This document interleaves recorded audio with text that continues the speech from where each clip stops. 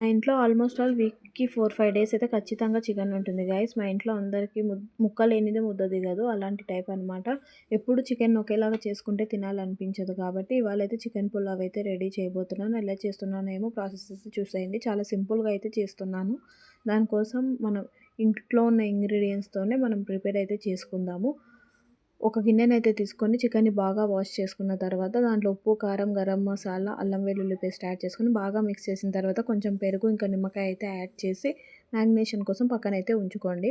నేనైతే 3 పావు kgs చికెన్‌కైతే half KG rice అయితే తీసుకున్నాను. ఇంట్లో వాడే సన్న బియ్యాన్నయితే తీసుకున్నాను. మీకు కావాలంటే బాస్మతి రైస్ కూడా తీసుకోవచ్చు. మంచిగా బియ్యాన్నయితే వాష్ చేసుకొని వాటర్ కొలత పెట్టుకొని పక్కనైతే ఉంచండి.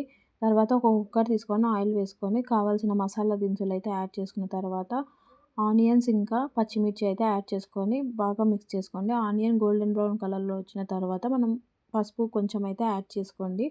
ఆనియన్స్ బాగా గోల్డెన్ బ్రౌన్ రంగులో వచ్చిన తర్వాత మనమైతే ఈ చికెన్‌ని మ్యారినేట్ చేసుకున్న చికెన్‌నైతే యాడ్ చేసుకోవాలి. అది ఒక్కసారి మూత పెట్టి 5 మినిట్స్ అయితే మగ్గించండి. అలా ముక్కలైతే ఆయిల్‌లో అయితే మగ్గిపోయి ఉప్పు కారాలైతే పడతాయి. తర్వాత మనం కొలత పెట్టుకున్న బియ్యాన్ని కూడా దాంట్లో యాడ్ చేసుకోవాలి.